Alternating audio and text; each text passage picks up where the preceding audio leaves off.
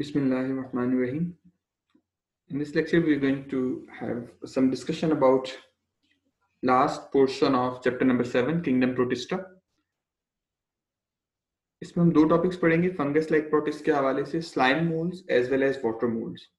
इससे पहले हमने एल्गी और प्रोटोजोआ की डिस्कशन की इस चैप्टर में, और एएलपी या स्मार्ट सिलेबस के अकॉर्डिंग फंगस लाइक प्रोटिस्ट में slime moulds, water moulds, they are the last topics in your book as well as in your syllabus.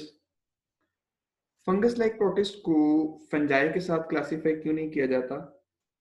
क्योंकि इनमें कुछ कैरेक्टरिस्टिक्स ऐसे हैं जो इनको फंगस लाइक बनाते हैं, but there are other characters as well which make them different from fungi.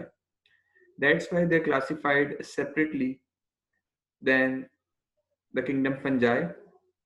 और इनकी the superficial resemblances क्या है फंजाई के साथ, या फंजाई के साथ किन वेज में ये रिजेंबल कर रहे होते हैं?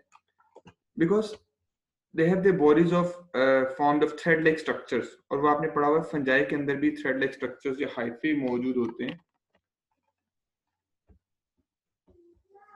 So that's why they are called fungus-like. लेकिन इनके फंजाई से कुछ डिफरेंसेस भी हैं. For example, they are having centrioles. Centrioles इनमें प्रेजेंट हैं, बट फंजाई लैक centrioles. इनमें सेलुलोजिक सेल वॉल है, जबकि फंजाई के अंदर जो सेल वॉल है आप पढ़ चुके हैं, that is chitinous cell wall. And there are two major groups which we have discussed earlier: slime molds, myxomycetes or myxomycota; water molds, oomycetes या oomycota. So let's move to the slime molds first, or myxomycetes. myxomycetes या slime molds में feeding stage को हम एक नाम देते हैं, जो इनकी फाइनल स्टेज या मेच्योर स्टेज है, प्लाज्मोडियम. ये प्लाज्मोडियम की टर्म एक प्रोटोजोन पैरासाइट के लिए भी यूज होती है, but that is written in italic form.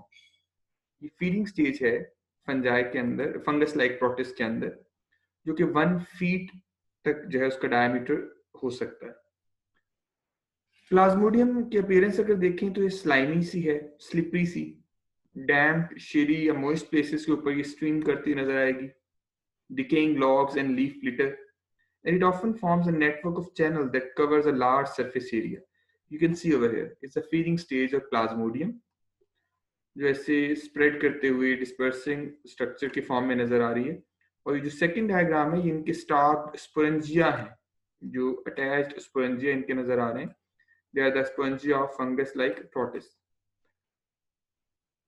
Slime moulds और myxomycetes के हवाले से फर्दर जो प्लाज्मोडियम है, इसका लाइफ साइकिल डिस्कस किया गया है, या myxomycetes का लाइफ साइकिल.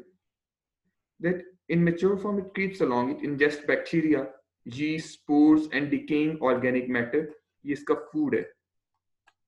जो myxomycetes की ये फीडिंग स्टेज है प्लाज्मोडियम, ये बैक्टीरिया, स्पोर्स, यीस्ट या दूसरे ऑर्गेनिक मैटर के ऊपर फीड कर रही होगी. ड्यूरिंग अनफेवरेबल कंडीशंस, मेच्योर जो प्लाज्मोडियम स्टेज है इनकी, it forms resistant haploid spores by meiosis within stalked sporangia.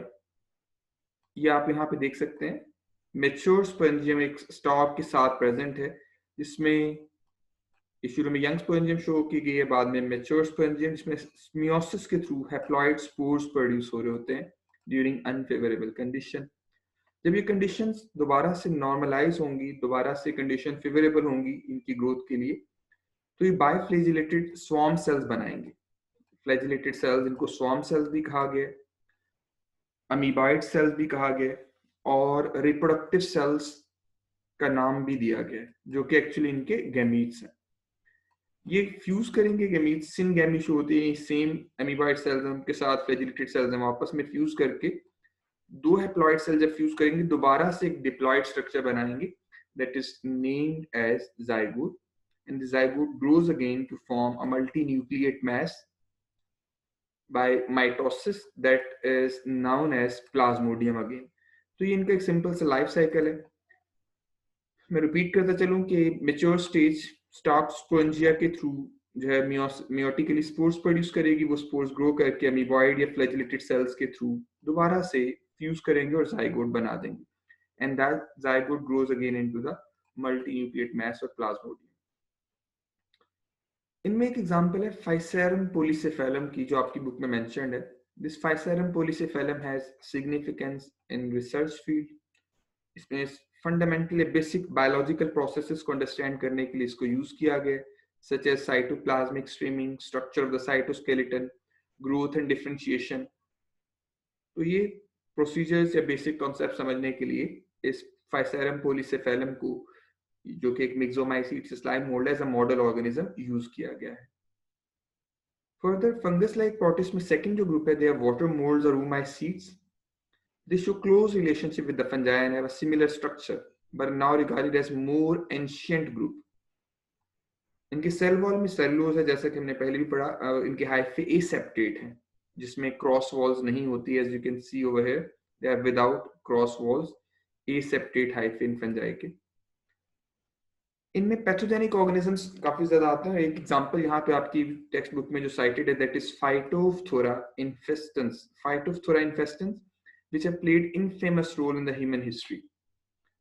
ये फाइटोफ्थोरा इन्फेस्टेंस एक डिजीज कॉज करता है पोटैटो के अंदर, that is known as late blight of potatoes. इसका स्ट्रक्चर है फाइटोफ्थोरा का, और ये लीफ की लोअर एपिडर्मिस, जिसमें स्टोमा के थ्रू ये पंख इसके हाइफे पेनिट्रेट कर रहे हैं इनटू द मीजोफिल सेल्स। ये होस्ट के लीफ के अंदर जो सेल्स हैं फोटोसिंथेटिक, वो शो किए गए हैं, फॉर एग्जांपल पोटैटो लीफ में। इनके इंटरसेलुलर स्पेसेस में ये पेनिट्रेटेड हैं। फिर इनकी स्टॉक, जो इनके जो एसेप्टेट हाइफे की लेंथ है, जिसमें एसेप्टेट हाइफे आपको नजर आया, दैट इज स्पोरेंजियोफोर, और इसकी एंड पे हैंगिंग स्ट्रक्चर में स्पोरेंजिया अटैच्ड हैं, जिनमें स्पोर्स प्रोड्यूस होंगे। Well, what kind of disease they cause? ये जो फंगस है phytophthora infestans, it causes late blight of potatoes. ये पोटैटोज के अंदर आप ये देखें, इनके लीव्स पैचेस की फॉर्म में खराब हो रहे हैं, जिसकी वजह से जो है पोटैटो की क्रॉप, वो भी सही तरह से पोटैटो डेवलप नहीं कर पाती है, वो खराब हो जाते हैं। Phytophthora infestans was the cause of Irish potato famine.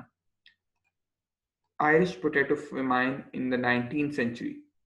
ये एक डिजीज कॉज करता है, जो मैंने पहले भी मेंशन किया, late blight of potatoes. 1840s में ऐसा हुआ कि रेनी सीजन प्रोलॉन्ग कर गया थोड़ा सा, जिसकी वजह से मॉइस्ट कंडीशन में इसको ज्यादा फैलने का मौका मिला।